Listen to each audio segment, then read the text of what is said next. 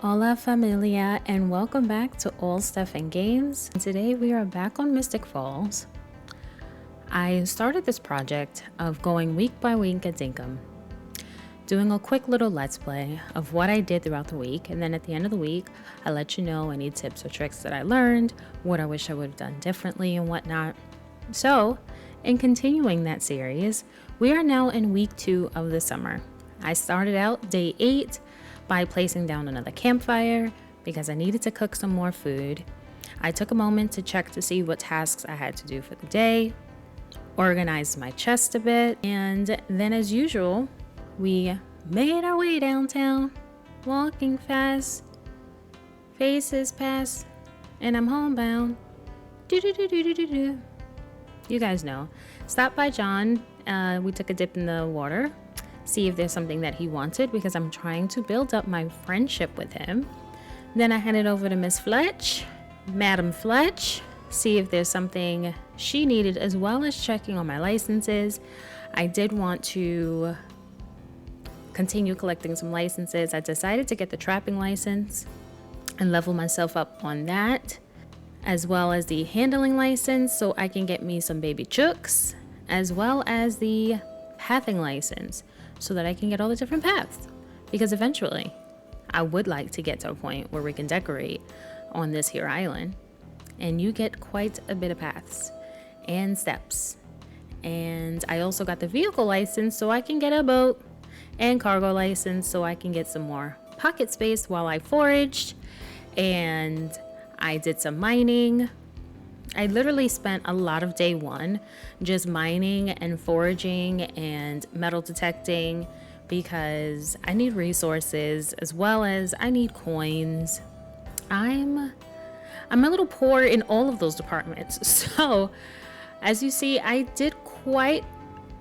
had a pretty good haul. To get 5 discs and 5 keys is pretty good, because the keys are used when I can finally open the mines, and the discs sell to Mr. Franklin for quite a bit of money. So not too bad of a haul. And I also decided to put on the little ear hats because, I mean, they look like headphones. She's a gamer. Look at her. Styling and profiling. I am a vision.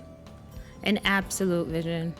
I claimed some of my milestones, sorted through our haul, cooked up a bit of fruit so that I can be prepared for the next day. Decided to catch myself on fire because apparently I can't use a campfire appropriately. I also decided to build a bridge because I want to easily be able to transport to other parts of my island. So I did that, and that was pretty much day 8. So now we're on day 9. And I need to gather materials so that I can start making some of these traps so we can harmlessly try and capture some of the animals to send to the research center so we can make some coin. Okay? We need the monies. Went over to Fletch.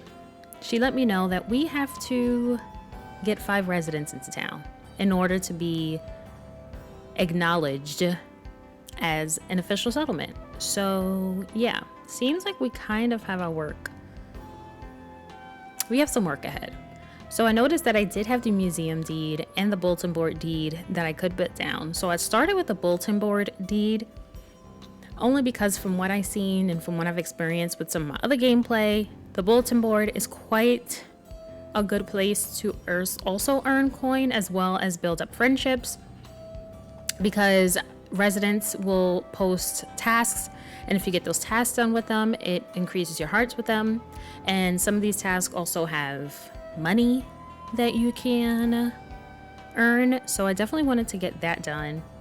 I paid off the debt for that and then decided to put up the museum deed so we can get the museum going and I could finally do something about all those animals. Then I seen that Erwin was here so that I could finally get a baby chook. I did also see if there was anything that he needed because, you know, I would like to get him to move in. I want to be an established town. You understand?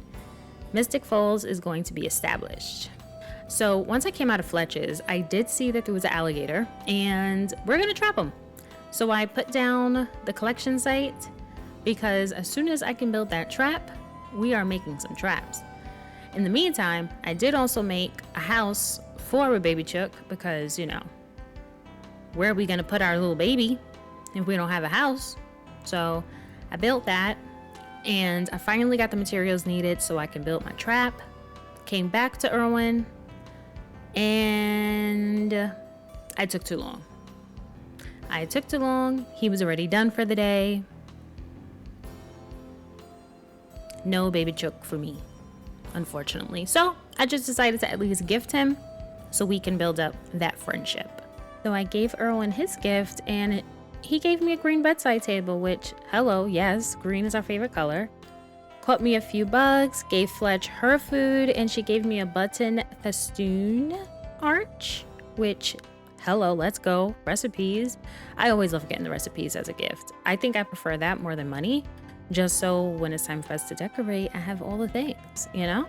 And I got on John's bad side because he did not like the food I gave him. So that was a fail. It's fine. He will love me again. It's okay. It is okay. And then I started hunting a few animals. Unfortunately, it was a task, so I need my permit points. It's part of the game. It is what it is. You know, as long as you're not doing this in person, just walking around randomly spearing animals. And then I died. So you know what? Karma. That was karma. That was karma in the flesh. So yeah, I lost. But it's okay. Time for day 10. So I look to see again what my tasks are for the day. Claimed any permit points if I had them. And we made our way downtown. Walking fast. Do. Put some bugs along the way because, you know, can never have enough bugs because this is what I will sell like crazy to bring in some coin as best as I can. Sold up the bugs that I had. It was time for me to get a stone crusher.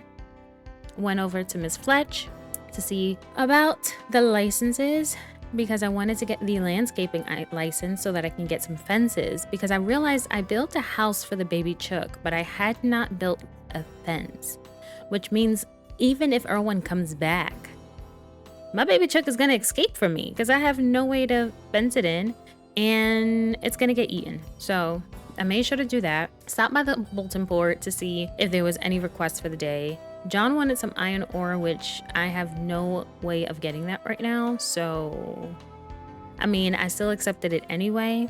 By any off chance I somehow can get iron from maybe some of the rocks that we crush, or grind, I should say. But I'm probably not going to be able to do that one. Now, the tin ore one, I definitely could. So I continued catching some bugs. I placed my bridge, which is partially underwater. I did something wrong here, but it's fine. We're just gonna, you know, it's gonna be like that. It's just partially over water. It's a little puddle. What's a little puddle? So I decided to start mining so I can get some of this tin ore so I can finish this task for John and hopefully get some shiny stone so I can grind, which I did, because from the shiny stone you can have a chance of getting iron. I tried again with John to gift him some food because he was hungry, and I was really contemplating what to give him. Gave him a cooked banana and he didn't like that either. I'm winning out here with John. Day 11, I started smelting my iron so that I can hopefully finish this task. I decided to build the fences so I can finally put it around the baby chook's house and get that started. I checked my recipes because I loved that little arch that Fletch gave us the recipe for. However, yeah, it needs cloth, so that's not gonna happen. Then I went downtown by Town Hall and I seen that they were 2 crocodiles. So I'm like, you know what? let's make some moolah. So basically I just keep baiting them until they come in, pick it up, drop it, and there you go. See, we did it, we did it. Then Erwin was back, so now we could finally get our baby chook. And, you know, had to chit chat with him a bit because, again, trying to warm up everybody that comes in so we could potentially get them to move in. I also asked if there was any tasks that he needed for the day. He had some purple pants he didn't need anymore. So, you know what? It's a deal. Let's buy it. It's worth it if it can help to build up the friendship. I decided to try them on just to get a feel for what they were looking like because I don't think I've ever seen the purple pants. And yeah, they are just that, purple pants. A vision. I'm telling you, I am killing it in the fashion game out here. So now I'm so happy to get our first baby chook. But first I said, let me pocket some food before I buy it because I don't know if you can put it down once you pick up the chook. So I figured it's probably safe to just buy some food. I bought quite a bit just to make sure that I had enough because you never know when the next NPC is going to come into town. So it's always best to just get quite a few to cover a few days to make sure that your animals don't go hungry in between, at least until you have them fully moved into your town. I also made sure to get the feeder so I have somewhere to put the food. And then finally it was time to get the baby chook. And the first thing that I decided to name her, which, I mean, her name is Rebecca. Mystic Falls, Rebecca. If you know, you know. So I couldn't change it. I was like, this is perfect. So Rebecca it is. And I get to bring our baby home. So this was a pretty exciting moment for day 11. So I decided to go ahead and make the way back home. And I did a little skirt because that crocodile was still over there. And yeah, you're not going to get me and my baby. It's just not going to happen. And I was having some struggles to put the baby down. But eventually we got it together. We got it together. Took some chasing down. But, you know, eventually, we got it together. See? Baby's all safe. It took a while, but we made it work. I decided to go back to see if I can get that croc that was hanging around town hall, because when you finally can sell these bad boys or donate them, you get like 9,000 dinks for it. So it's a pretty good moneymaker, especially early game. You just got to get over the fear of them attacking you. And you also have to move very, very fast. Because as you see, he broke out of that thing. So you cannot wait, especially if you don't bring their health down far enough. If I would have brought his health down far enough, I could have just put him in the trap and then he wouldn't have escaped. But I'm trying to be as harmless as possible, you know? I'm trying. But he's not making it very easy. And this time I got him and I moved quick and there we go. Second croc of the day. So that's almost 20K that I made in a day. And not too bad, not too bad. So far, day 11, pretty successful. Got us a baby chook, made 20K. I mean, what more could a girl ask for? So I decided to spend the rest of the day and the rest of the energy I had just mining up as much stone and rock as I can. And, you know, we don't waste any energy here. And then I decided to go to bed. On to day 12. Day 12, we pop back up and go to feed our baby Rebecca. Because now, you know, we're a mama. We are a mama. We got little baby animals to take care of now. Showed her some love. Went and checked the mail so I can get my coins. See, look at that. Profits. Love it. Love to see it. And they are so kind and they give you back your traps. So you don't have to keep making more every day. It's great. I trapped myself a turkey because, you know, they're easier. I decided to have another go at another croc. And there we go. I mean, look at this. Easy money. So I went over to Fletch so that I can get the museum deed and finally place that down. It is going to put us in quite a bit of debt, but we have to start establishing our town. So we had to put down the first business that we had. So down goes the museum deed. And we need quite a bit of materials, but they're very easy to get. So I spent the rest of the day just gathering that stuff and kind of preparing it and get it ready so that I can submit all of those and get the museum up and running as soon as possible. So over here, I'm just a busy little bee going back and forth between smelting and making the planks so that I can finally donate it. I'm cooking a bit. I'm just multitasking out here. Multitasking.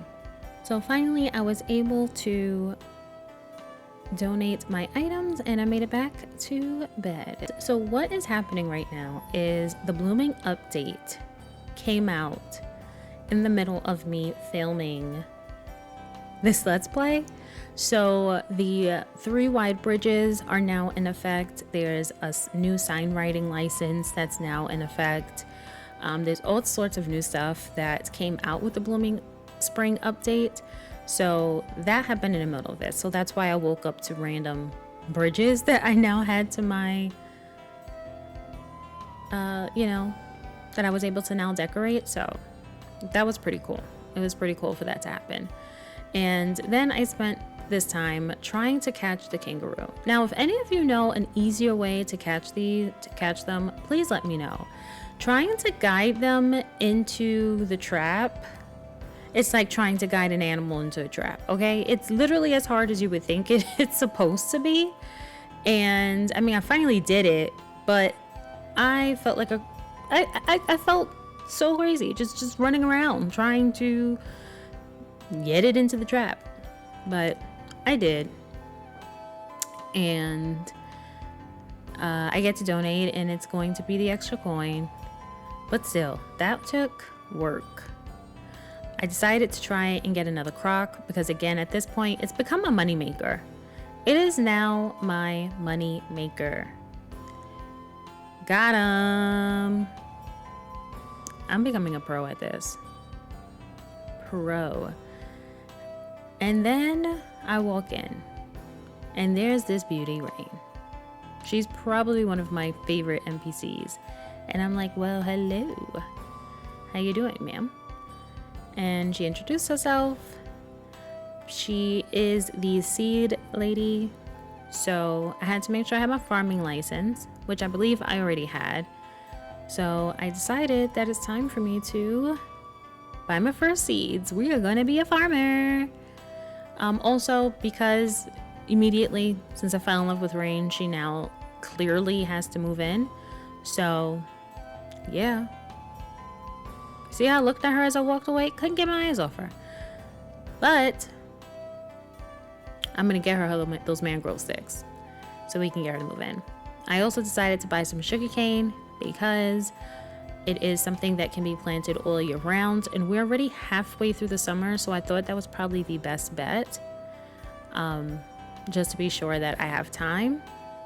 I did also decide to get a little bit of the green beans because they take 11 days to grow, and I do have the time to at least grow my first batch, and I wanted to make sure I at least have a few of each crop in my inventory in case one of the NPCs asks for it as a gift or whatever. So I figured it was probably a safe bet for me to go ahead and just purchase them anyway, even if I couldn't get the benefit of being able to continue to harvest them after initially planting them. I then got the watering can, which, whoo, 10K Rain? That's how you're gonna do me? But it's fine. I spent it because we need it. Yeah, it was what it was. We had to get it. I also made sure to get the hoe because, we're a farmer. I did look at the other licenses because there were new ones now. So I just wanted to see what new stuff came in. I did think about getting the trapping license, only because you get a more advanced trap. So I wanted to see what that was about. But I did see that there is the sign writing license, there's the waterscaping license. Exciting. I think it's so great that James finally added the waterfalls. Such an amazing feature. There's been so many creators that I've seen to date, because obviously this was quite a little bit ago that I filmed this, but there are so many amazing creators who have made such incredible builds with the waterscaping feature. It's amazing. I did also get the sign writing license because I figured the signs in my little farm would look pretty cute, just so I know which crop is which. That was my intent anyway. I did check the billboard again, and John wanted some more iron, or tin I should say. I'm really trying to figure out what he's doing with all this iron and tin that he's asking for. I looked at the calendar. The NPCs now have birthdays, which is so cool.